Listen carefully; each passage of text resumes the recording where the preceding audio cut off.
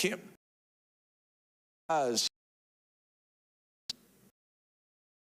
put in. Like I said about forgiveness, our character. Who character or past character who we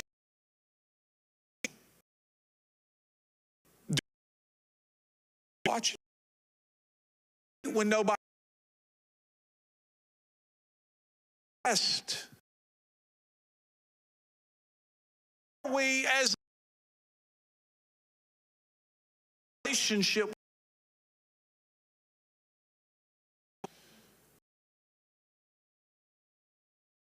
everybody the same.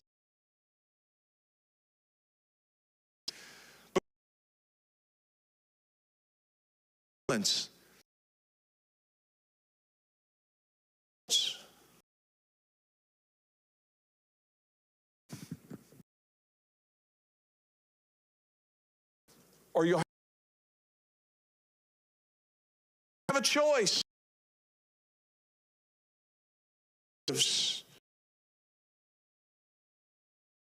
Applause of man.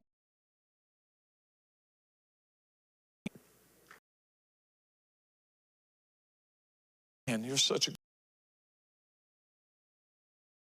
I'm coming from some.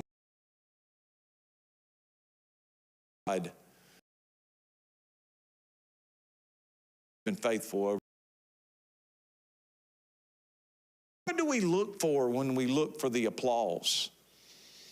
And so we watch our grace. We have to watch our relationship with God. He talks about the secret place and us being in our prayer closet. And when nobody's watching, who are we? In our definition of who we are. Psalms 91 says, "He who dwells in the secret place of the Most High shall abide under the shadow of the Almighty. And I will say of the Lord, He is my refuge and my fortress. My God, in Him will I trust." Is our trust in God or is our trust in man? Watch our grace. But in those three disciplines, he begins to dive in to the giving, dive into prayer, dive into fasting. What is our state of, as a believer in our grace, daily things that we should be doing no matter what. He says give. So I'm going to call this not just watch your grace, but watch your space. Do we watch what God has entrusted in our life?